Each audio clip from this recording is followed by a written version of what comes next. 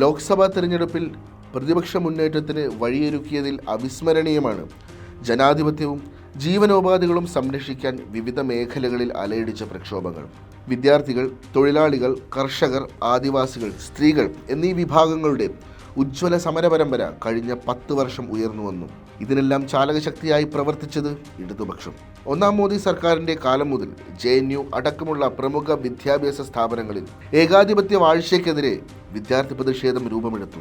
ഹൈദരാബാദ് കേന്ദ്ര സർവകലാശാലയിൽ രോഹിത് വെമുല സംഘപരിവാർ പീഡനത്തെ തുടർന്ന് ജീവനൊടുക്കിയത് മോദി സർക്കാരിൻ്റെ ദളിത് വിരുദ്ധത തുറന്നുകാട്ടി.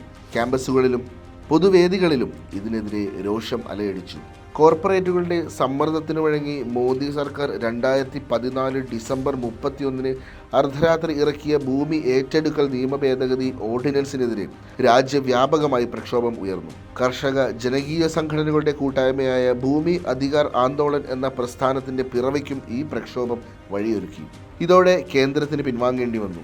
2017-18 മഹാരാഷ്ട്ര, മധ്യപ്രദേശ്, രാജസ്ഥാൻ, ഹിമാചൽ പ്രദേശ്, ഉത്തർപ്രദേശ്, ബീഹാർ, ജാർഖണ്ഡ്, കർണാടകം, ആന്ധ്രാപ്രദേശ്, തെലങ്കാന, തമിഴ്നാട്, ബംഗാൾ എന്നീ സംസ്ഥാനങ്ങൾ കർഷക പ്രക്ഷോഭ ചൂടിലായി. 2018 മാർച്ചിൽ 10,000-കണക്കിന് കർഷകർ മഹാരാഷ്ട്രയിലെ നാസിക്കിൽ നിന്ന് മുംബൈയിലേക്ക് മാർച്ച് ചെയ്തു.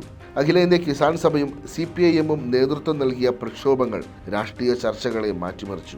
സംയുക്ത കിസാൻ മോർച്ചയുടെ നേതൃത്വത്തിൽ 2020 ഉയർന്നു വന്ന ഐതിഹാസിക പ്രക്ഷോഭം 1 വർഷത്തോളം നീണ്ടു. ട്രേഡ് യൂണിയനുകളും ഇതര പ്രസ്ഥാനങ്ങളും സമരത്തിന് പൂർണ്ണ പിന്തുണ നൽകി. കേന്ദ്രത്തിന് കരിനിയമങ്ങൾ പിൻവലിക്കേണ്ടി വന്നു. തൊഴിൽ കോഡുകൾക്കും മറ്റ് പരിഷ്കാരങ്ങൾക്കുമെതിരെ ട്രേഡ് യൂണിയനുകളുടെ പൊതുവേദി തുടർച്ചയായ പോരാട്ടത്തിലാണ്. ലഖിംപൂർ ഖേരിയിൽ കർഷകരെ വാഹനം കയറ്റി കൊന്നതിൽ ആരോപണ വിധേയനായ കേന്ദ്രമന്ത്രി അജയ് മിശ്ര ഇക്കുറി സഭയിൽ എത്താതിരിക്കാൻ കർഷകർ വിധിയെഴുതി. BJP MP-യുടെ ലൈംഗിക അതിക്രമത്തിനെതിരെ ഗുസ്തി താരങ്ങൾ നടത്തിയ സമരം രാജ്യത്തിൻ്റെ മനസാക്ഷിയെ സ്വാധീനിച്ചു. ന്യൂനപക്ഷങ്ങൾക്കെതിരായ ആക്രമണങ്ങൾക്കെതിരെ രാജ്യത്ത് ഉയർന്ന പ്രതിഷേധങ്ങളും നിർണായകമായി.